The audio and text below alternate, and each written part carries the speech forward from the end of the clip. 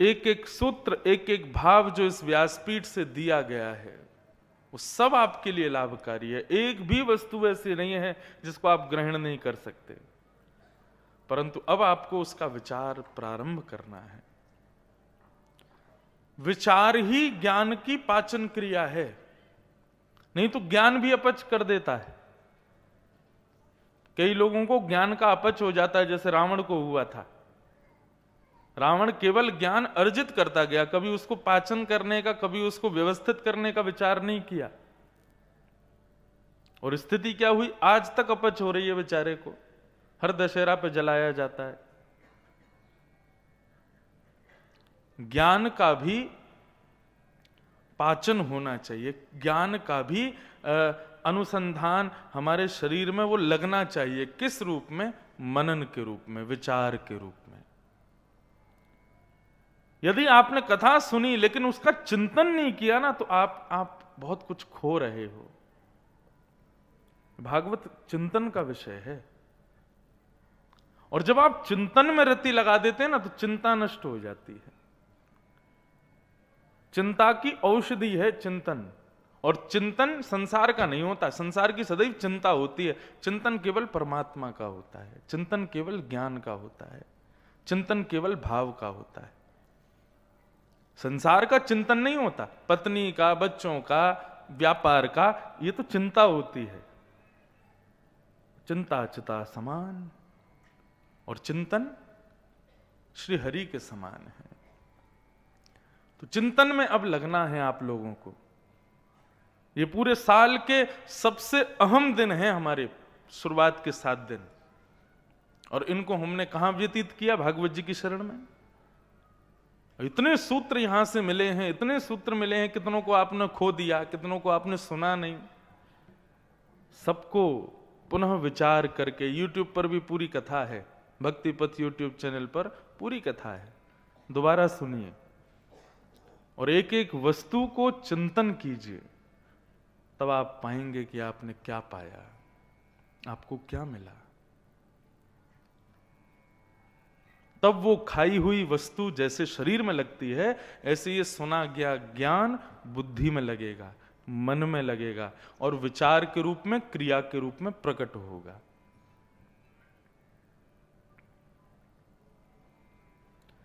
तो ये मेदिनीपुर की ये कथा बड़ी अहम भूमिका निभा रही है, केवल आपके जीवन में नहीं, मेरे जीवन में भी। मेरा भी ये वर्ष है, मैं भी भागवत का वक्ता नहीं हूं, मैं भागवत का स्टूडेंट हूं, भागवत का एक विद्यार्थी हूं, और सदा विद्यार्थी ही रहना चाहता हूं।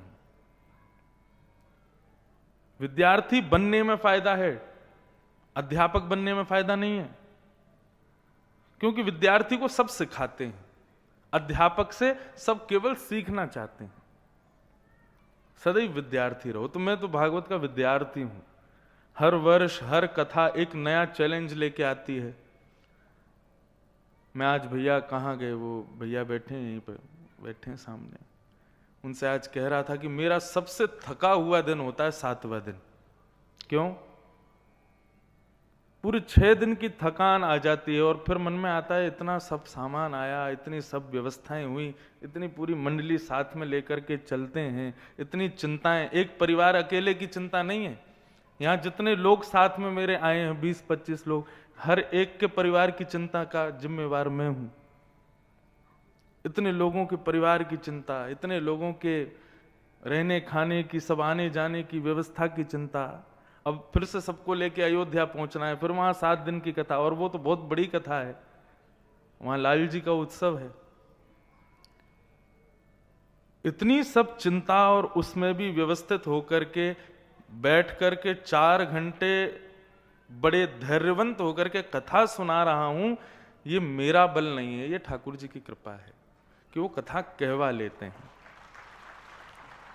व्यक्ति 4 दिन के टूर पर जाता है, इतना थक जाता है, 1 महीना सोता है कि 4 दिन घूमने गया था परिवार के साथ, और यहां 1 रात के लिए घर जाते हैं बस, उसके बाद फिर भाग दौड़ है।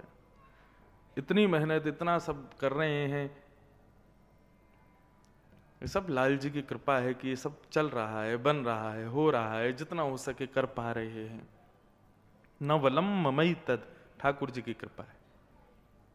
वक्ता के लिए तो कथा चैलेंजिंग इसलिए, श्रोता को केवल सुनना है, वक्ता को तो बोलना भी हो, फिर जो उसने बोला वो उसको सुनना भी है कि मैंने कुछ गलत तो नहीं बोला।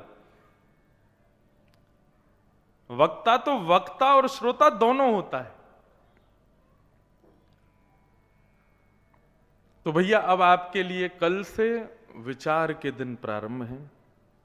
चिंतन कीजिएगा इस कथा का, यहां पर कहे गए सूत्रों का, यहां पर कहे गए छोटे छोटे भावों का विचार कीजिएगा। ये वर्ष पूरा आपका भागवतमय हो जाएगा, भगवतमय हो जाएगा, आनंदमय हो जाएगा, यही प्रार्थना है। बाकी कथा के विश्राम में पता नहीं समय मिले ना मिले, इसलिए अभी से आप सबको बहुत बहुत धन्यवाद।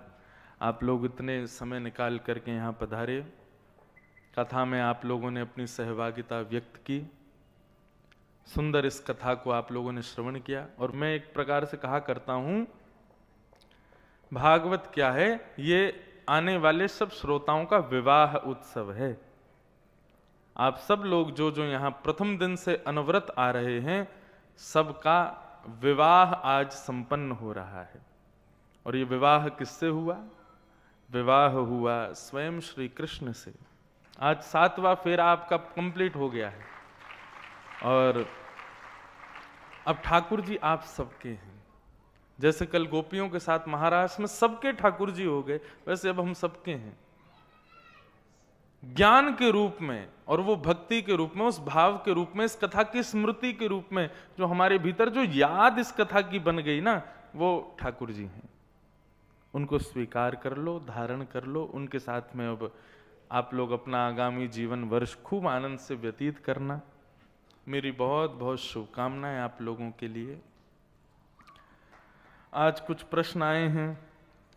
पहला प्रश्न तो आया है, सबको लगी महाराज जी अब तो भाग जाएंगे, आज ही पूछ लो, 6 दिन में तो पूछा नहीं। शास्त्रों के अनुसार 33 कोटि देवी देवता हैं, यहां कोटि का अर्थ जानना चाहता हूं। ये प्रश्न नहीं है, परीक्षा है। ये जिन्होंने प्रश्न किया है, प्रश्न नहीं है, ये परीक्षा है। क्योंकि ये असमंजस में है कि 33 करोड़ हैं कि 33 प्रकार हैं। अब देखो, इसमें ज्यादा हमको पढ़ने से क्या फायदा? 33 प्रकार जान लोगे तो भी कोई हमको देवताओं से काम तो है नहीं। हमारा तो एक ही देव है, देवों का देव साक्षात गोवर्धन नाथ। अब कई जगह इसको 33 प्रकार बताते हैं, लेकिन हमारे पूज्य पिताजी महाराज कहते हैं नहीं, 33 करोड़ ही हैं। पूरी सृष्टि का संचार हो रहा है। 8 अरब से ज्यादा तो केवल मानव हैं। मानवों के अलावा जीव जंतु भी हैं, ठाकुर जी उनके भी हैं। हमको लगता है भगवान हमारी तरह नाक वाले, आंख वाले, कान वाले, हाथ पैर वाले हैं। भैंस को लगता है भगवान उसके जैसे हैं, उनके भी 2 सींग होते होंगे, उनके भी 4 पैर होते होंगे। गैया को लगता है भगवान उसके जैसे हैं। कुकर सुकर को लगता होगा भगवान उनके जैसे हैं। वो क्यों मानेंगे कि भगवान हमारे इंसानों जैसे ही होते हैं? सबके लिए ठाकुर जी किसी ना किसी रूप में विद्यमान हैं और देव प्रकार से सबका पालन कर रहे हैं।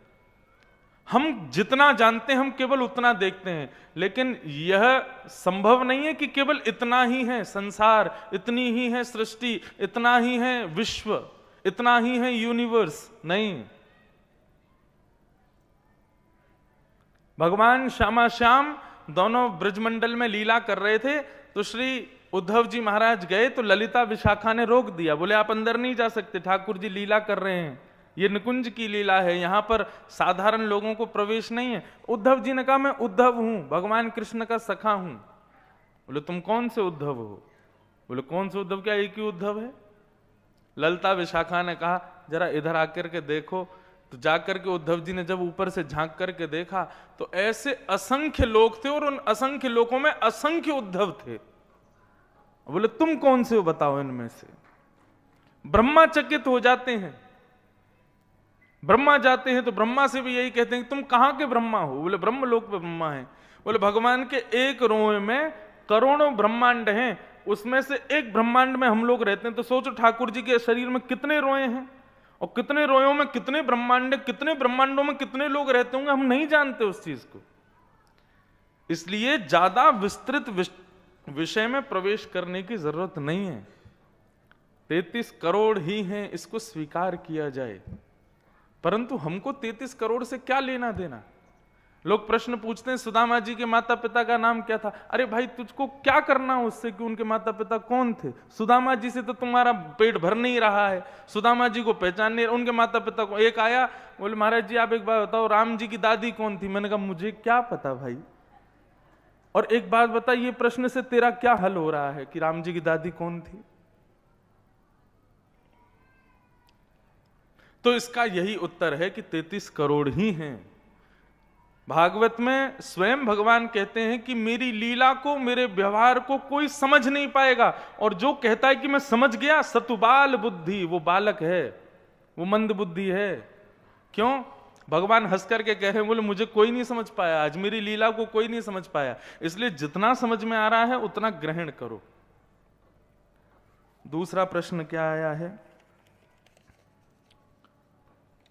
क्रोध न हो इसका कोई निवारण बताओ। ये हो ही नहीं सकता, क्रोध तो रहेगा।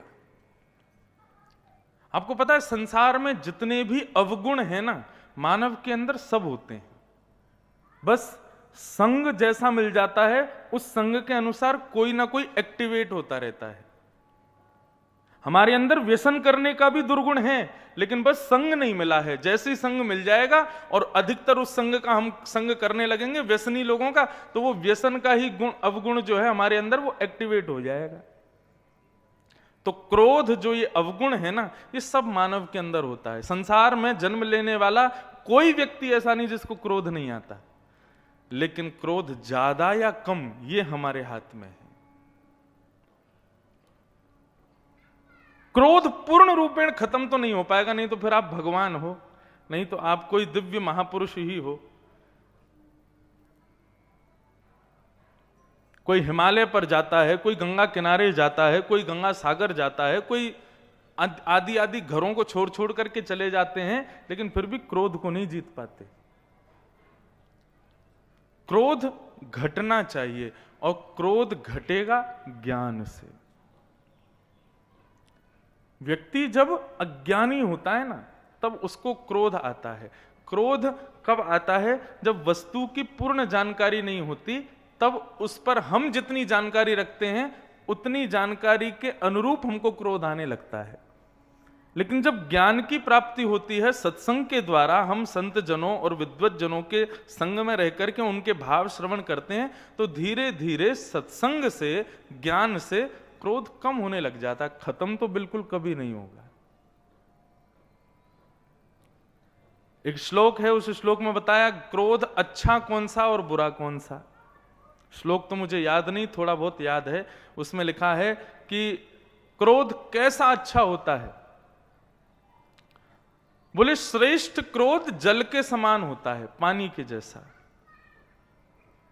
पानी का स्वभाव क्या है कि पानी को यदि गरम लकड़ी जला करके चूल्हे के ऊपर पानी को रख दोगे तो पानी गर्म हो जाएगा, खूब खौल जाएगा। किसी पर डाल दोगे गर्मा गर्म पानी तो वो जल भी जाएगा, इतना भयंकर खौल जाता है पानी। लेकिन उसी को यदि चूल्हे से हटा दो तो क्या होगा? धीरे धीरे अपने आप ठंडा हो जाएगा। मानव का क्रोध जल के जैसा होना चाहिए। जल का स्वभाव गर्म नहीं होता, जल का स्वभाव शीतल ही होता है, लेकिन परिस्थिति के अनुसार जल गर्म हो जाता है। ठीक वैसे ही मानव होना चाहिए। जब स्थिति ऐसी हुई है कि क्रोध करना ही पड़ेगा तो क्रोध करो, लेकिन जैसे ही स्थिति सामान्य होने लग जाए ना, जल की तरह अपने आप ठंडे हो जाओ। लेकिन कई लोग कैसे होते हैं, गर्म हो गए स्थिति की वजह से, अब चूल्हा भी बंद हो गया, लकड़ियां भी हटा, लेकिन फिर वो गर्म ही है, उनका गर्मपन जा ही नहीं रहा है। मतलब स्थिति समान हो गई, सब बिल्कुल सहल गया, उस बेचारे ने तुमसे माफी मांग ली, सब ठीक होने लगा, लेकिन आप फिर भी नाक फुलाए बैठे हो।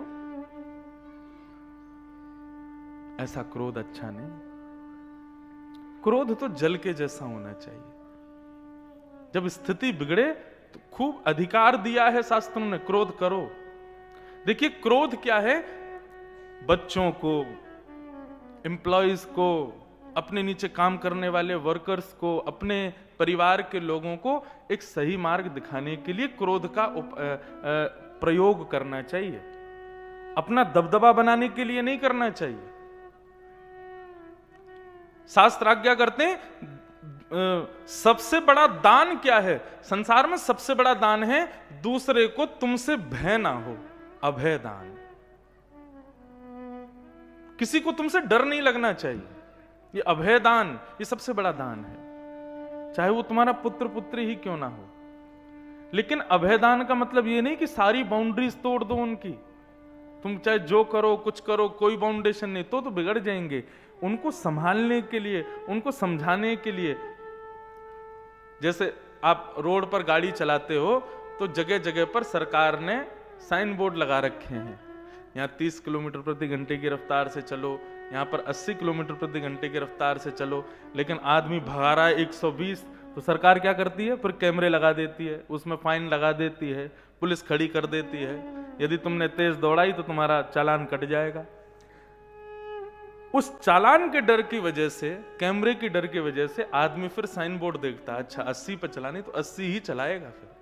ठीक वैसे ही व्यक्ति के जीवन को संभालने के लिए आप क्रोध का प्रयोग करो, ना कि अपना वर्चस्व बनाने के लिए। क्रोध होना चाहिए, लेकिन कैसा होना चाहिए? जल के जैसा। क्रोध स्वभाव नहीं होना चाहिए हमारा, क्रोध दिखावा होना चाहिए। दिखावा होना चाहिए किसका? क्रोध का। प्रसंग आता है, वशिष्ठ जी के जो पुत्र थे बड़े विद्वान थे। गांव में एक संस्कृत विद्वानों का एक कार्यक्रम हुआ, उसमें वशिष्ठ जी का पुत्र जीत करके आया और आकर के अपने पिता वशिष्ठ को प्रणाम करते हुए कहा, पुरस्कार देके, पिताजी मैं गांव के विद्वानों की सभा में विजयी हुआ हूं। वशिष्ठ जी बोले अच्छी बात है, कुछ ज्यादा प्रशंसा नहीं की। वशिष्ठ जी के पुत्र को लगा मुझे और कुछ अच्छा करना पड़ेगा, तब पिताजी प्रसन्न होंगे।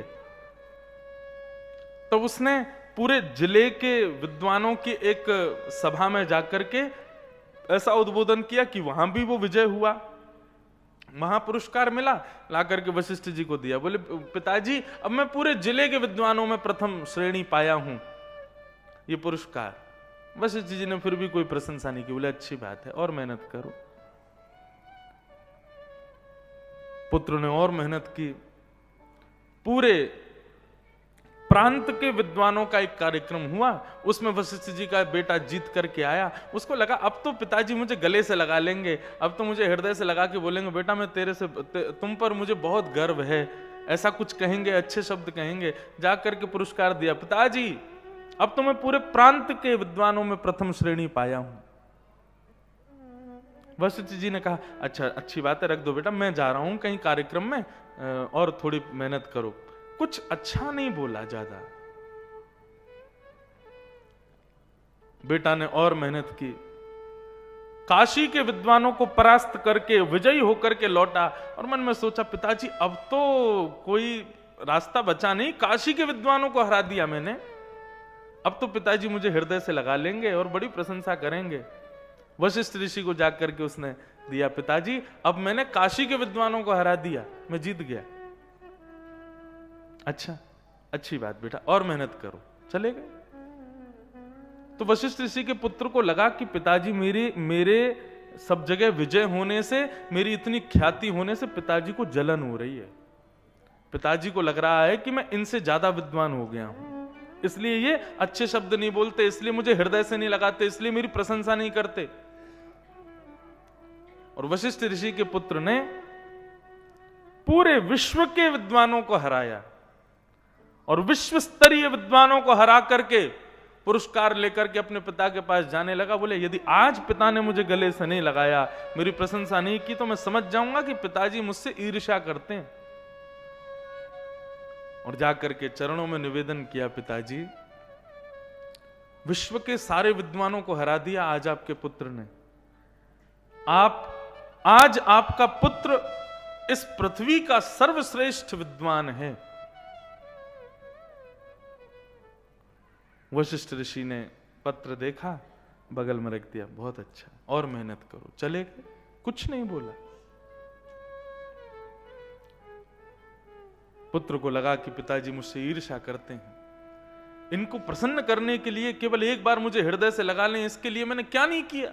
इतनी मेहनत की, इतनी पढ़ाई की, इतना सब विद्वानों को हरा करके आया, और आज तक कभी 2 शब्द प्रेम से नहीं बोले मुझसे। पिताजी मुझसे ईर्ष्या करते हैं, अब इतनी पढ़ाई लिखाई की, इतना विद्वान बन गया हूं, तब भी पिताजी को मैं नहीं भाता हूं, तो फिर या तो मैं रहूंगा या पिताजी रहेंगे। और मैं तो रहूंगा ही, क्योंकि मैंने इतना अध्ययन किया है। पिताजी को अब चले जाना चाहिए, और तलवार लेकर के वशिष्ठ ऋषि को मारने के लिए जाने लगा।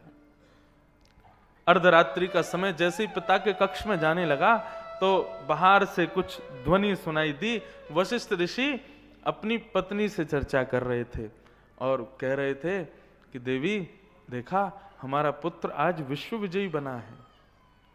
पहले नगर जीत के आया, फिर प्रांत जीत के आया, काशी में जीत करके आया, आज विश्व विजय हुआ है। पत्नी ने कहा, परंतु आप, उसको बड़ा दुख लगता है कि आप कभी उससे प्रेम से बोलते नहीं, कभी उसकी प्रशंसा करते नहीं, कभी उसको हृदय से लगाते नहीं, भरी सभा में आप उसको शांत कर देते हो, उसको ये बात बड़ी चुभती है।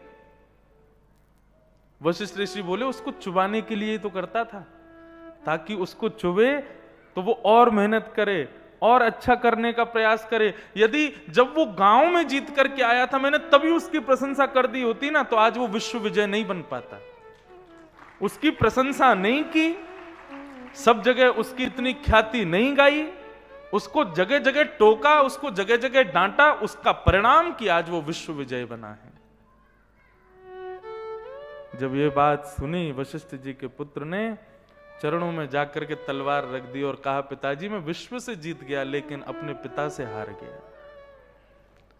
मैं विद्वान तो बन गया था, मुझ में बुद्धि तत्व तो बहुत आ गया था, वैदुष्य तो मुझ में बहुत आया, लेकिन मैं अपने पिता की चरणों की धूल नहीं ले पाया। कभी मैं कभी नहीं समझ पाया आपके इस भाव को। तो क्रोध दिखावे के रूप में होना चाहिए, स्वभाव में नहीं।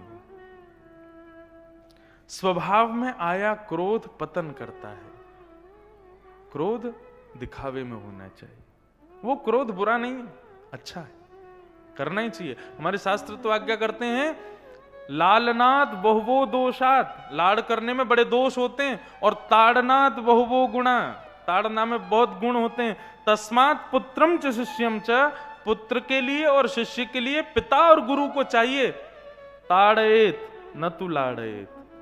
उनको ज्यादा लाड़ प्यार ना करें, जितना हो सके ताड़ ना करके रखें, तभी बालक समझेगा, तभी बालक संवरेगा। यदि आपने उसको बचपन से खूब लाड़ प्यार किया ना, बिगड़ जाएगा वो।